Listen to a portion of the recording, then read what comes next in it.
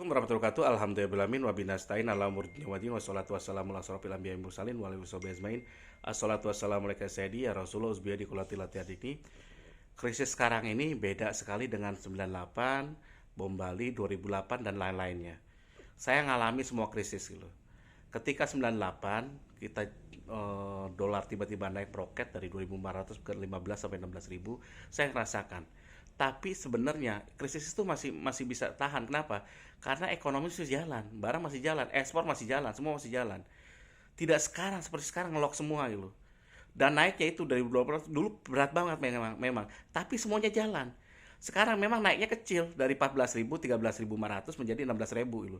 Malah kemungkinan bisa 20.000 kalau Pak Presiden Jokowi tidak menghentikan proyek infrastruktur, proyek-proyek yang pinjaman-pinjaman yang haus dolar gitu.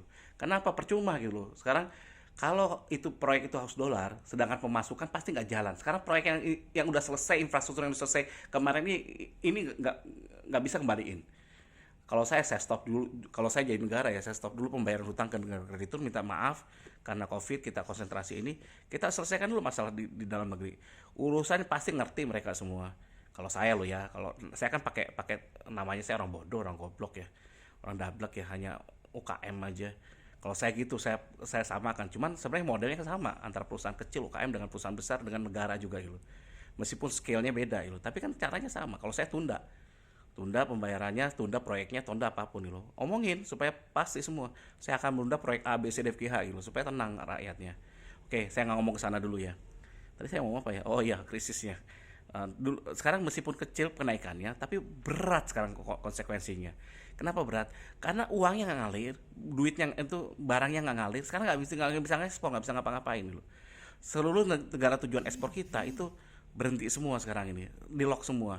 Seperti itu yang terjadi. Terus orang nggak ngalir, orang nggak bisa jalan-jalan, pariwisata hancur semua. Industri penerbangan hancur, industri hotelan hancur, semua hancur gitu. Terus restoran pada tuh sekarang ini kan kita nggak bisa belanja gitu. Semua diam, semua stuck semua. Yang bisa bahan sekarang sebenarnya, kalau saya di antara saya nanti bilangin ya apa bagusnya di Indonesia ini. Nanti saya terakhir sesi ini. Tapi intinya itu semua hancur gitu. Jadi kalau udah kayak gitu sekarang menurut saya ini lebih gawat daripada bom Bali. Bom Bali masih mending saya. Saya kapan hari bom Bali saya kena krisis gitu. Saya bangkrut gara-gara bom Bali juga. Kenapa? Saya investasi tanah waktu itu. Investasi tanah segala macam-macam karena ada investor, saya mau buat ini 2 hektar tanah yang saya bebaskan gitu. Karena saya ada investor yang luar biasa bagusnya, saya siapin tanahnya, mereka yang bangun gitu. Udah deal sob. Ternyata apa? Batal semua. Saya beli waktu itu per area tuh 30 juta atau berapa, 25 juta. Itu padahal udah murah saya belinya. Waktu itu pas saya jual 20 juta pun nggak laku, 15 juta nggak laku gitu. Itu saya kenapa? Terus bunga bank tinggi, saya pakai uang bank sebagiannya gitu. Gawatnya lagi bunga bank langsung naik berapa persen itu, 20-30% gitu. Setengah mati saya, nggak kaleng-kaleng saya susahnya. Tapi itu masih bisa jalan sob saya. Kenapa? Project masih jalan, semua masih jalan. Yang hanya yang bermasalah hanya itu tok gitu. Jadi yang di Bali sepinya, tapi di daerah lain kan jalan, di tempat lain. Sedangkan saya jualan kan, Metro Kitchen jualan bukannya di Bali gitu. Ada di Jakarta. Saya punya pabrik di Jakarta. Masih supply ke yang lain, masih jalan hidup semuanya gitu. Sekarang yang mati itu hanya Bali tok kemarin pas bom Bali. Sekarang ini lebih parah sob, semuanya mati, diam semua, stuck semua. Ke kantor saya sekarang alhamdulillah, karena kantor saya memang showroomnya kan saya beli sendiri tuh, showroom tuh di Bypass Ngurah Rai itu jalan rame, dulu bisa 10 orang, sekarang 2 orang 3 orang udah bagus loh. Alhamdulillah masih ada kerjaan, nggak musim nggak banyak, profit saya pangkas, yang penting ada kerjaan. Itu teknik saya, kerja itu bagi saya, bagi karyawan saya kan udah kadung tuh orang-orang kerja di situ, itu kan kehormatan gitu bagi mereka gitu. Jadi saya minta mereka juga, mohon maaf ini kecil sekali, ini profitnya kita jalankan gitu, mau nggak mau gitu. Yang penting mereka masih bisa gajian meskipun nggak full sekarang ini. Itu teknik saya. Jadi krisis sekarang itu beda benar dengan krisis. Dan saya lihat ya, pasti bank itu sekarang ini kesulitan likuiditas. Nanti ke depan yang bailout tuh, yang bermasalah tuh kan banyak sekali gitu. Dan sekarang kan semenjak 2008 kan nggak boleh bailout lagi. Apa tuh ini ya, semenjak Century ya, iya betul ya. Iya, harus lewat yang lain, cara lain, LPS yang lakukan itu gitu. Negara melakukan hutang negara, mengeluarkan gitu, surat utang negara itu. Tapi intinya saya pikir pasti Sri Mulyani pasti stres tuh. Tapi mudah-mudahan beliau kan hebat tuh, dalam artian pernah nangani berbagai krisis gitu. Pengalaman beliau ini. Mudah-mudahan kali ini beliau selamat gitu, bisa bawa negeri ini kan ke jalan selamat. Tapi ada keuntungnya sob. Negara kita ini sebenarnya kalau tahu aja presidennya, pasti tahu dia. Jangan panik dulu. Negara kita ini negara agraris loh, ya kan? Apapun bisa tumbuh. Mineral kita banyak loh. Kalau saya sekarang nih kita mainkan sekarang. Sekarang Indonesia zamannya untuk maju. Tapi yang penting pimpinannya ngerti mana yang untung gitu. Negara lain kan dia hanya mengandalkan apa? Mengandalkan bukan resources gitu. Hanya mengandalkan barang mentah menjadi barang jadi gitu. Kita kan resource-nya ada gitu. Kita bergen sekarang ini. Kalau sekarang saya tidak mau gunakan dolar lagi. Kalau saya tukar ini ya barter aja. Gua butuh apa, gua kirim apa gitu. Ya seperti itu. Dan kontrak-kontrak yang dolar saya stopin semua sekarang ini. Saya minta ngerti karena Covid, alasannya itu aja. Kayak gimana ya udah, itu kan cara saya. Kalau saya sih kan saya anggap itu kayak perusahaan kecil aja, kayak UKM kayak saya gitu. Saya mikirnya sebagai pengusaha bukan sebagai pimpinan negara ya. Tapi mudah-mudahan presiden bisa pertimbangkan itu. Jadi intinya itu krisis sekarang sob, jangan bilang ini main-main loh.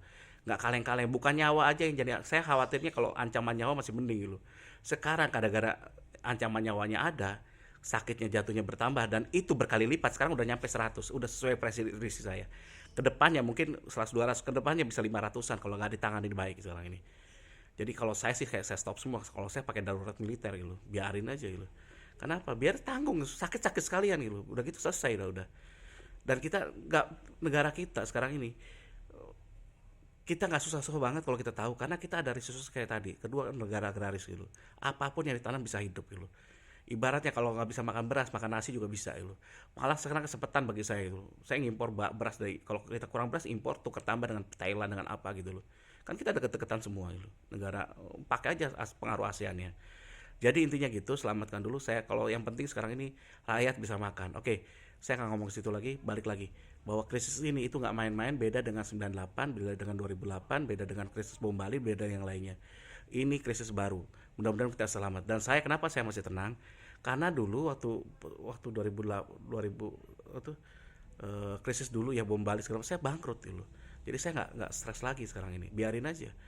Toh dulu lebih parah, saya nggak punya apa-apa lah minus. Sekarang saya udah punya apa-apa dulu.